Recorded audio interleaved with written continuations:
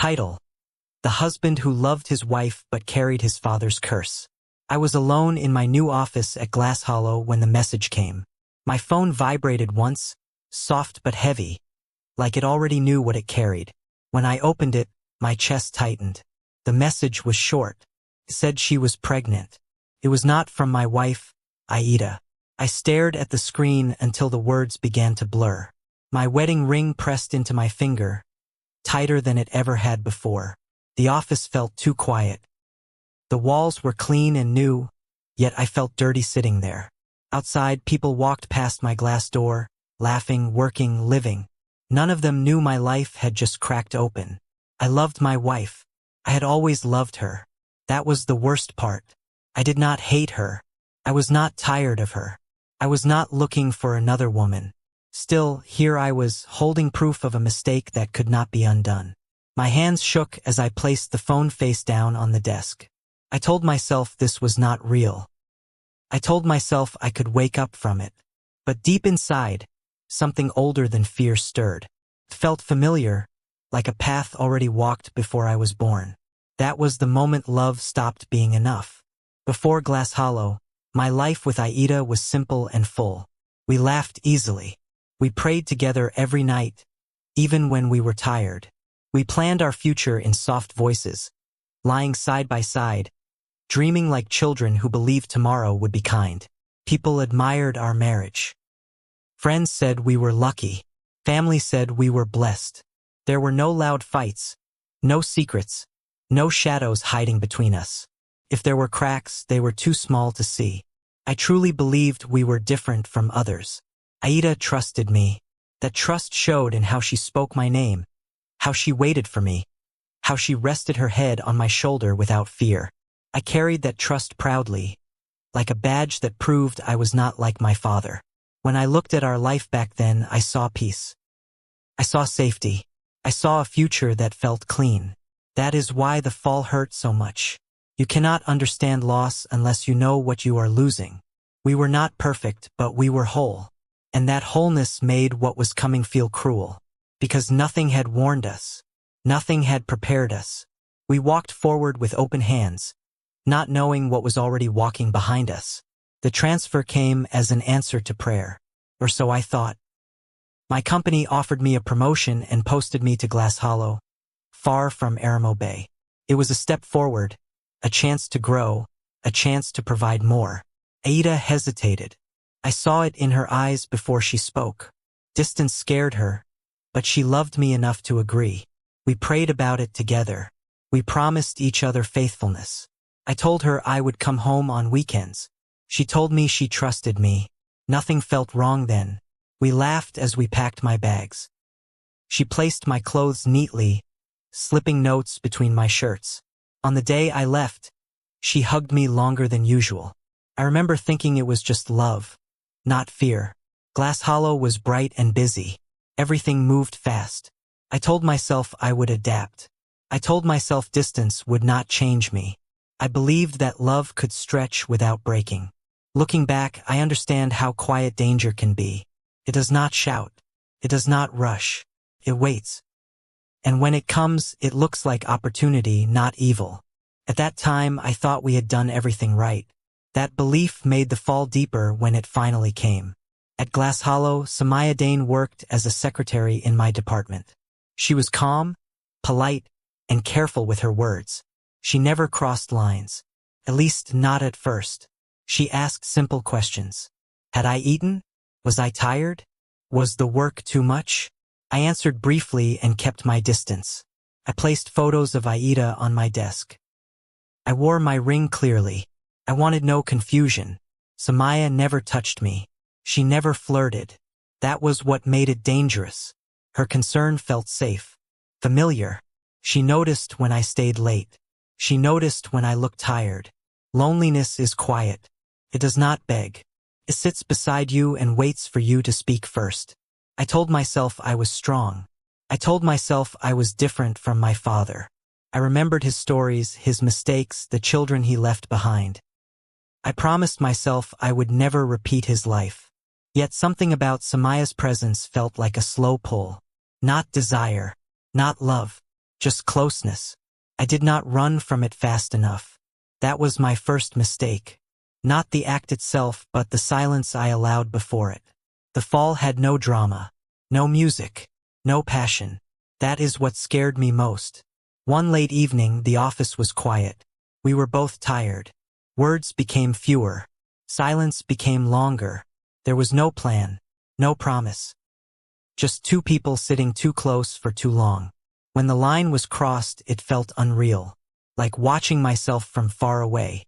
I remember thinking, this is not me. But my body did not listen. Afterward, there was no joy, only weight. I went home that night and could not sleep. Aida called me, and I answered with a steady voice that felt like a lie. I told myself it was over. I told myself it would never happen again. I believed that one mistake could be buried. I did not know then that some mistakes are seeds. They wait quietly before they grow. Nothing about that night felt powerful. Felt weak. Ordinary. That is why it broke me later. Evil did not come as fire. Came as tiredness. And I had walked straight into it with my eyes open. When Samaya told me she was pregnant, my world tilted. She did not cry. She did not accuse me. She only looked tired and afraid. I could not blame her. I blamed myself. Yet beneath the guilt was something else. Something colder. Recognition. Felt like a story I had heard before. A road already drawn. I thought of my father, Bayo Moroi. His many children. His many women. His broken homes. I had sworn never to be him. Yet here I was, standing in the same place. The fear was not only about my marriage. It was about myself.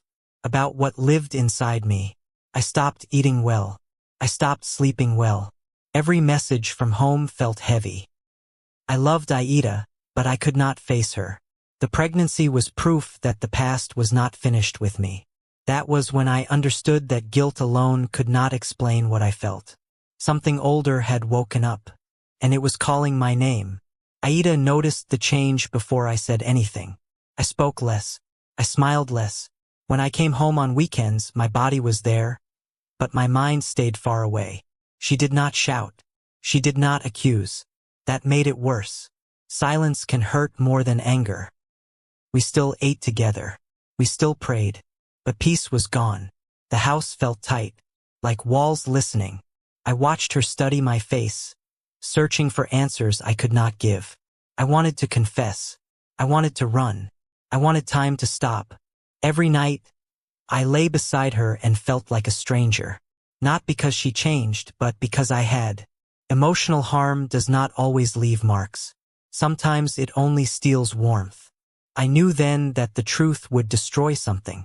I just did not know how much. When I finally told Aida, my voice shook. I told her everything. The transfer, the loneliness, the mistake, the pregnancy. She did not scream. She did not faint. She sat very still, like someone hearing bad news from far away. Then she cried, quietly, deeply, like something breaking inside her chest. That sound will never leave me. She asked one question. Why? I had no answer. That night, the house felt empty even though we were both there. I understood then that betrayal is not just about the act. It is about the future it steals. I watched my wife grieve a life she had not yet lived, and I knew I was the cause. Guilt became a dark place. I began to think about ending my life. I believed God would not forgive me. I believed my wife would be better without me. The thoughts came quietly, like suggestions, like rest. I scared myself. That fear pushed me to seek help. Not from a pastor, not from a doctor, but from an elder people spoke of in low voices. That decision saved my life. That is how I met Maru Kofi. He was old, calm, and patient. He listened more than he spoke. When I finished my story, he did not rush to judge me. He only nodded and asked me to sit.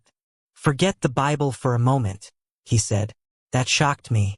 He told me to sit, to breathe, to stop searching for excuses or quick answers. His words held weight. He asked about my family, my great-grandmother, my grandmother, my mother, their marriages, their pain. As I spoke, a pattern formed. Divorce, betrayal, broken homes. I felt sick. I told him about my father, his many women, his children outside marriage. The story sounded like my own. That was when the curse took a name. Bloodline is stronger than the mind, Marukofi said. He explained that patterns guide people before they choose. I listened in silence. Then he shared his own story, how he married late, how his father resisted, how he later understood why. He did not preach. He confessed. He made it clear I was guilty, but not random. Responsibility still stood, but understanding gave direction. I told Aida everything, not to escape blame, but to explain the war I had walked into without knowing. She listened. I accepted responsibility for the child, openly, fully. Hiding was over. Aida chose to stay, not because she forgot, but because she understood. Healing began slowly. The curse did not force me. It followed me until I saw it. And seeing it weakened its power.